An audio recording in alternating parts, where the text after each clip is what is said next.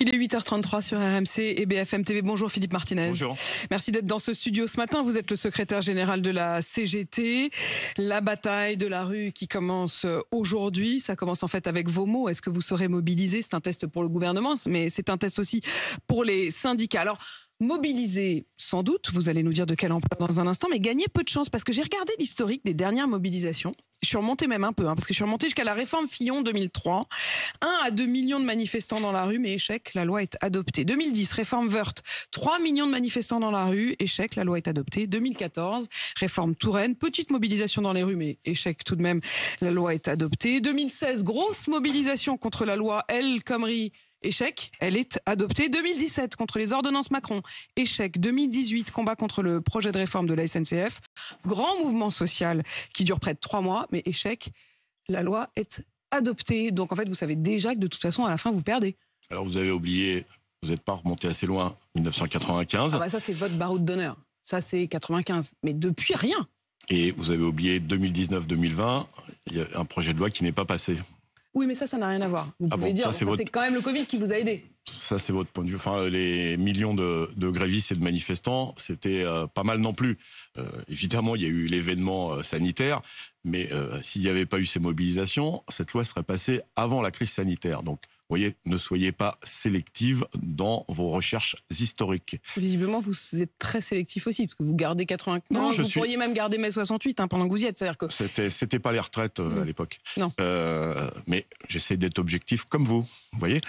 En tout cas, pour parler de cette réforme, j'ai rarement senti autant de mécontentement, que ce soit dans les sondages. Vous voyez, on a lancé une pétition sur change.org, que je vous invite à signer d'ailleurs, contre le projet de réforme. 200 000 signatures en 48 heures. 200 000 signatures. Et j'invite d'ailleurs tous les auditeurs et téléspectateurs à signer cette pétition. Mais il faut se mobiliser. Et donc je sens dans les débats que j'ai eus là depuis qu'on avait déjà avant, mais depuis qu'on y voit un peu plus clair sur un certain nombre de mesures, les salariés, le monde du travail, les jeunes se disent c'est pas possible. Mais ce que je trouve intéressant, c'est qu'en effet, quand vous dites que les Français sont en colère et sont majoritairement contre cette réforme, c'est tout à fait juste, et c'est ce que mesurent aussi les sondages, au-delà de votre pétition. Mais ils disent aussi, ces mêmes Français, qu'elle va passer à 75%. Les Français disent de toute façon, elle va passer cette réforme. Ben donc en fait, on dit la même chose. C'est la mobilisation, la colère, oui, mais à la fin, ça passe. Ils disent aussi qu'ils sont prêts à se mobiliser, majoritairement. Il faut trouver les formes. C'est nouveau aussi. Et donc, oui, c'est là où on a... du travail, en tout cas besoin d'aller au contact avec les salariés pour trouver les formes d'action, pour que la journée du 19 soit réussie, parce que, et je pense qu'elle sera, je suis convaincu qu'elle sera réussie, parce que ça donne confiance. Il faut des millions de personnes en grève et dans la rue. Je trouve ça intéressant ce que vous dites, Philippe Martinez, sur il faut trouver les formes d'action. On va y revenir dans un instant, mais je voudrais d'abord que vous écoutiez cette demande que vous adresse la Première ministre Elisabeth Borne. C'était hier soir, écoutez. On appelle aussi à la responsabilité des organisations syndicales. On peut faire grève, il faut aussi être attentif au quotidien de nos concitoyens. On est dans une période qui peut être compliquée, avec de l'inquiétude, notamment sur l'inflation. Donc trouvons des modes d'action aussi qui ne pénalisent pas nos concitoyens. Vous dites la même chose finalement tous les deux, trouver des modes d'action. Je crois pas, non. Je crois pas. D'ailleurs, je trouve ces propos scandaleux. Qui jette de l'inquiétude sur les Français, sur le pouvoir d'achat, sur qui propose cette réforme au moment où il y a déjà beaucoup de soucis. C'est absolument scandaleux. C'est-à-dire qu'elle renvoie. C'est elle qui aurait dû réfléchir avant de lancer cette réforme. C'est elle qui, entre guillemets, met le feu. C'est pas nous. Elle ne peut pas dire qu'on l'a pas prévenu. Tous les syndicats, c'est rare, tous les syndicats l'ont prévenu. Attention à ce qui va se passer. Qu'elle assume ses responsabilités, qu'elle ne renvoie pas la responsabilité aux organisations syndicales de ce qui peut, la mobilisation qui peut arriver. Elle était prévenue depuis très longtemps. Et tous les syndicats l'ont prévenu. Vous avez invité d'autres responsables syndicaux. Laurent Berger était là il y a quelques jours également. Il dit la même chose que vous, en effet. Exactement. Donc, soit on écoute, et c'est ce que je redis à Madame Borne et au président de la République, qui lui l'a dit officiellement au lendemain de son élection, soit on n'écoute pas. Vous savez, le porte-parole du gouvernement... qui était à ce même micro... Olivier Véran, pardon. Véran, qui sort du Conseil des ministres, qui dit « Je ne suis pas inquiet, les Français comprennent la réforme ». C'était mercredi. Vous voyez ?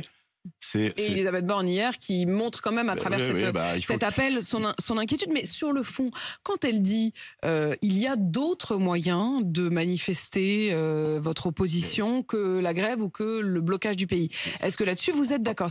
Non. L'objectif, c'est bien de bloquer le pays? L'objectif, c'est qu'il y ait le maximum de salariés, de travailleurs en grève, que les jeunes et que les retraités participent aux manifestations, parce que les retraités, ils peuvent pas faire grève, ils sont plus en activité, mais les formes d'action, c'est les salariés qui les décident, et nous avons appelé à faire grève, parce que c'est un droit constitutionnel, et on a encore ce droit-là dans notre pays, ce qui n'est pas le cas dans beaucoup de pays dans le monde. Après, les salariés, ils décident. Donc, soyons très clairs et précis. La journée de mobilisation du 19, de jeudi prochain, pour vous, derrière le mot mobilisation, il faut entendre grève. C'est-à-dire, vous ne demandez pas juste des manifestations, vous demandez une grève. Grève, et c'est écrit dans la déclaration commune lue par Laurent Berger au nom des 8 organisations syndicales que nous avons prononcées mardi soir. Et vous l'avez noté aussi, dans cette même déclaration, nous avons dit, c'est le premier rendez-vous. Et quand on dit premier, ça veut dire qu'il y en aura d'autres.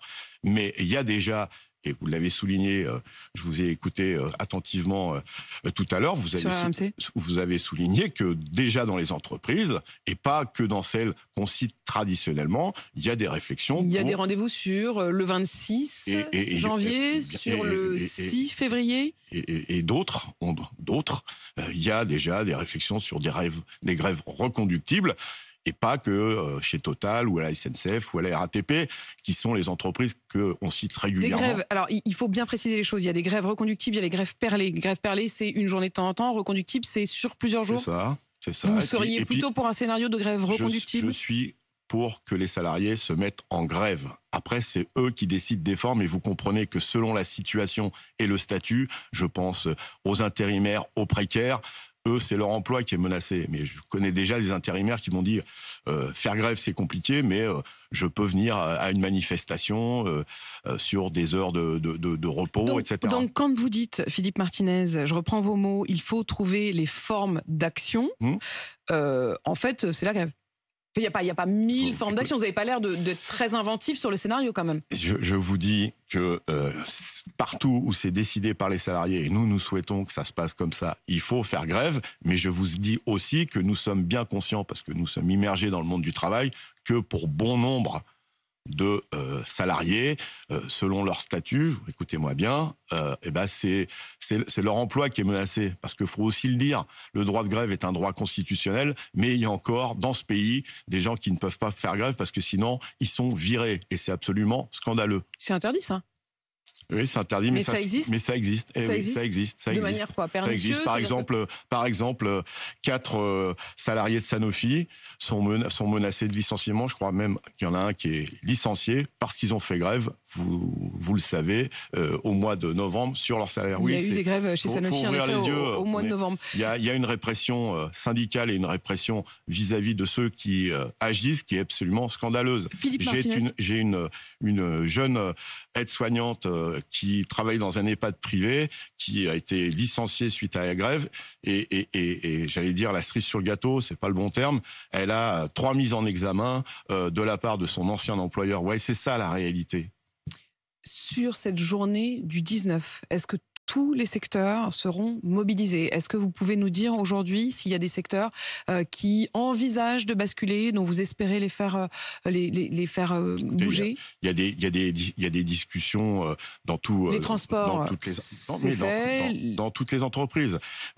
Vous êtes au courant d'un certain nombre de choses parce que vous le savez, le droit de grève est autorisé, mais il est maintenant contrôlé dans les transports. Il faut se déclarer. Si. Contrôler, oui, c'est-à-dire le fait que vous ayez à déposer le préavis de grève bien en avance, et il faut se 48 heures avant. Non, pas les préavis. C'est les préavis, on les dépose bien en avance. Et 48 heures avant, on dit si on va travailler ou pas. Et 48 heures avant, individuellement, les salariés doivent se déclarer. Pour vous, c'est une manière de contraindre le droit de grève? Bien sûr, bien sûr. Et par contre, dans les entreprises privées, on peut être en grève le matin du jour de la grève. Donc, il faut aussi expliquer ça à ceux qui nous écoutent. Donc ça se décide, mais j'étais hier dans l'Aube, je rencontrais des salariés, et notamment des femmes du textile, qui elles ont bien compris ce que ça va leur donner, cette réforme. Elles sont déjà cassées, celles qui travaillent à la confection, elles sont déjà cassées à 50 ans, les douleurs dans les épaules, dans les bras, parce qu'elles travaillent debout, elles sont mal payées, vous le savez bien, parce que les femmes sont moins bien payées que les hommes. Et elles feront grève? Et elles sont en train de discuter avec leurs collègues pour faire grève. Donc ça veut dire que au-delà des secteurs, je dirais, plus traditionnellement acquis à ce genre de mobilisation... Moi, je dirais plus au-delà des secteurs plus médiatisés. Non, je crois pas. Pour le coup, il y a quand même des secteurs... Alors là, Philippe Martinez, vous exagérez un peu. Il y a des secteurs... Ça m'arrive d'exagérer comme vous. Traditionnellement, je dirais, plus traditionnellement acquis à ce genre de mobilisation. Non. Je ne crois pas que le secteur du textile, vous-même, vous dites qu'elles sont encore en train d'hésiter. Non. Ça veut elles sont bien en train dire... de débattre des formes d'action. C'est ce que je vous dis. Je dis juste que, évidemment, mais c'est normal. Est-ce qu'il y aura une journée morte, je dis? Est-ce que vous vous dites ça peut aller jusque-là? En tout cas, il y aura beaucoup, et je l'espère, plusieurs millions de grévistes, et j'espère qu'il y aura plusieurs millions de manifestants sur l'ensemble du territoire. À quoi est-ce que vous allez mesurer le succès de cette journée? Au nombre de salariés en grève et au nombre de personnes dans les manifestations. Vous avez parlé de millions, c'est à cela que vous pourrez juger? C'est les objectifs. L'objectif, c'est quoi? C'est 2, 3 millions, 1 million? Rien. Mais vous voulez pas vous prononcer? Vous avez peur? J'ai peur de rien, moi. Non, mais vous avez peut-être peur qu'il n'y ait pas grand monde dans les rues. Si, ça j'imagine que ça vous fait un peu peur. Qu'il y ait beaucoup de monde dans les rues? Non, qu'il n'y en ait pas. Je vous dis qu'il y en aura beaucoup. Il y aura au moins 1, 2 millions? Voilà. Pour vous, c'est une évidence aujourd'hui? C'est une évidence. Philippe Martinez, le secteur Selon des les syndicats. Le secteur des raffineries, alors évidemment, il faudra faire le calcul et tenter d'aller au plus près. Les raffineries, c'est un secteur qui inquiète particulièrement parce qu'on a en mémoire ce qui s'est passé à l'automne.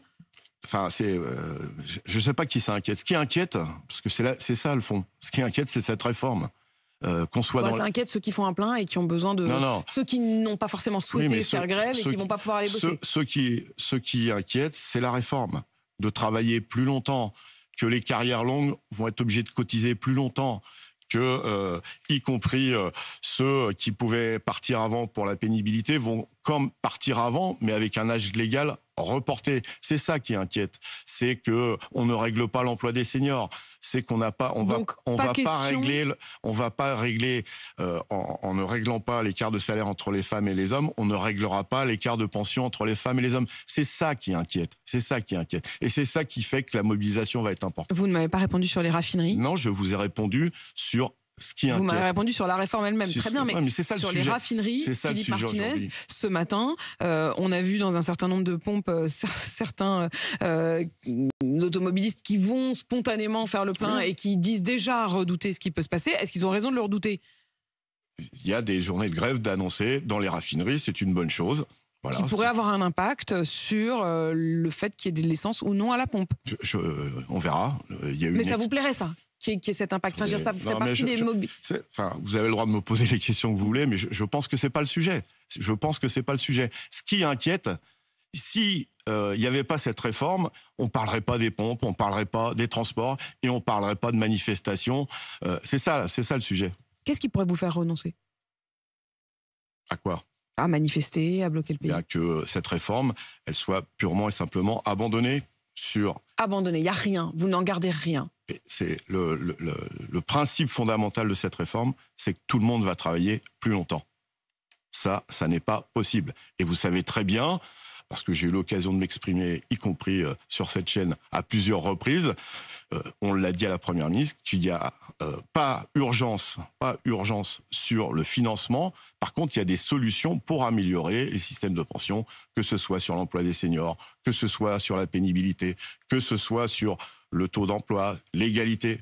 On a des propositions qui permettent, et en tout cas nous, ce qu'on propose, de baisser l'âge de la retraite, tout en augmentant les pensions. Alors du côté de ce qu'ils estiment être un progrès vers plus de justice au gouvernement, on donne notamment 2 points. La question du minimum des pensions à 1 200 €, est-ce que ça, vous estimez quand même que c'est une bonne chose? C'est moins pire qu'avant. C'est 50 € au-dessus du seuil de pauvreté en France. 68 € précisément. Hein, Est-ce qu'on peut vivre avec 1 200 € encore plus dans la situation actuelle de la hausse des prix, notamment des prix de première nécessité. Et vous avez entendu que l'inflation va continuer à augmenter, notamment autour de produits comme les yaourts, le beurre, même le sel. Donc des produits du quotidien. Essayez de vivre avec 1 200 €. La comptabilisation des congés parentaux, ça c'est aussi moins pire qu'avant ? Oui, il faut, il faut. Le problème, c'est que on nous présente ça comme une mesure de justice sociale. Alors, ça, je ne comprends pas les éléments de langage du gouvernement. On va travailler plus longtemps et c'est une mesure de justice. Moi, c'est travailler moins longtemps. Mais le fond de la question, c'est que tout le monde va travailler plus longtemps. Sur l'emploi des seniors, vous avez dit ça, c'est quand même un vrai problème. Le fait que le gouvernement dise on va faire un index de l'emploi des seniors, ça a l'air de vous faire marrer. Il y a un index sur l'égalité salariale entre les femmes et les hommes. Ça, c'est un peu amélioré. Vous êtes pas assez ambitieux. Non, mais je suis très ambitieuse pour les femmes, ça je peux vous le dire.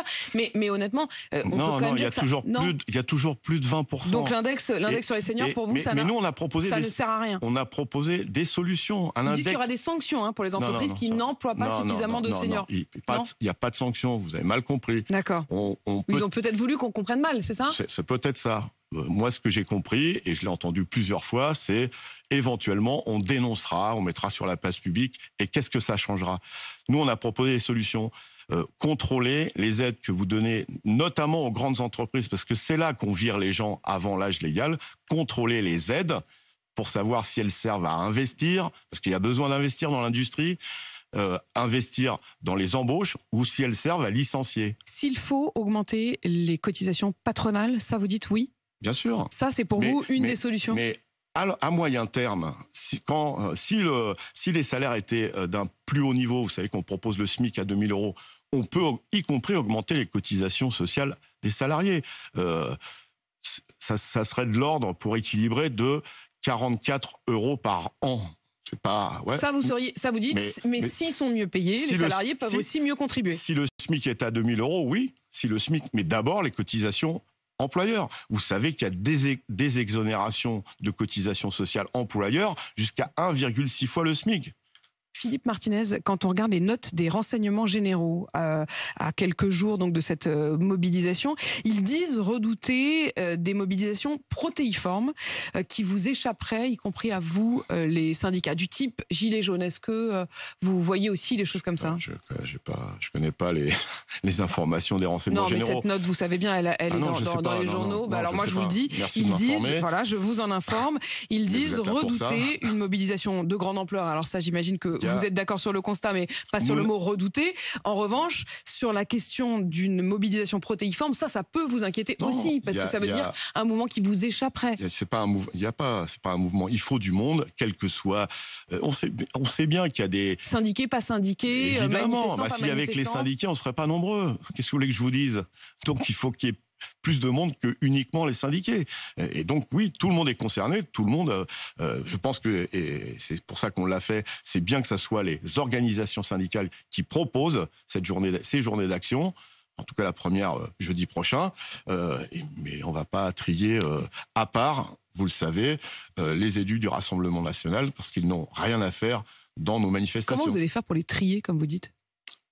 Comment vous faites pour trier ? J'ai dit qu'on n'allait pas trier. Oui, vous avez dit on va pas trier à part les élus du Rassemblement national. Ils ne sont pas les bienvenus dans nos manifestations. Mais vous savez qu'il y a quand même beaucoup d'ouvriers et c'est le premier vote. Le premier vote des ouvriers, c'est le vote RN. Ça me paraît toujours un peu étrange du coup ce décalage. Je le redis, moi je n'ai pas parlé de ceux qui votaient. Je parle des élus et des responsables. Voilà, c'est clair ce que je dis. Donc si ils osaient venir dans les manifestations... On leur recommande vigoureusement de ne pas venir. Ils n'ont rien à faire parce que nous ne défendons pas les mêmes causes. En revanche, les autres politiques, et notamment toute la gauche, LFI et la NUPES, sont appelés à rejoindre les cortèges. Alors eux, pour le coup, ils sont les bienvenus. Le fait qu'on politise... Parce que moi, je me souviens de vous, à ce même micro, qui aviez quand même une certaine défiance vis-à-vis de Jean-Luc Mélenchon et de son utilisation des syndicats. Je n'irai pas sur ce terrain-là. Je n'ai jamais dit... j'ai dit il faut que ça soit les organisations syndicales qui soient à l'impulsion de cette mobilisation. C'est tout ce que j'ai dit. J'ai pas dit que les partis n'étaient pas les bienvenus. Et c'est ce qui se passe. Il n'y en a qu'un qui n'est pas le bienvenu, c'est le RN. Et c'est ce qui se passe, et c'est une très bonne chose, et qu'il y ait des soutiens politiques, évidemment que c'est une très bonne chose. Est-ce que vous attendez quand même quelque chose de ce qui se passera au sein de l'hémicycle? Plus il y aura de mobilisation, de grève, plus les choses évolueront de façon positive dans l'hémicycle. Et mais c'est pas l'inverse. C'est d'abord le mouvement social qui fera que ça se passe bien dans l'hémicycle, et y compris, ça peut, vous savez, il peut y avoir une interruption de la discussion et le gouvernement qui dit on abandonne le projet. Ça sera encore mieux pour que la discussion. C'est votre barreau d'honneur, Philippe Martinez? C'est mon non, je sais pas. Ça veut dire vous quoi? quittez la tête de la CGT dans 3 mois? Vous croyez que dans 3 mois j'arrêterai de manifester? Sans doute pas, mais Merci. pas en tout cas en tant que leader de la CGT. Heureusement que je manifeste pas. Il n'y a pas que le leader de la CGT qui manifeste. Vous seriez pas bien vous pouvez nombreux. compter sur moi. Vous pouvez compter sur moi. Je serai encore dans les manifestations dans les mois et les années, si je suis encore en bonne santé, à venir. Philippe Martinez, secrétaire général de la CGT. Merci en tout cas d'être venu dans ce studio ce matin. Et on a bien compris, derrière le mot mobilisation, il faut entendre le mot grève. Il est 8h53 sur RMC BFM TV.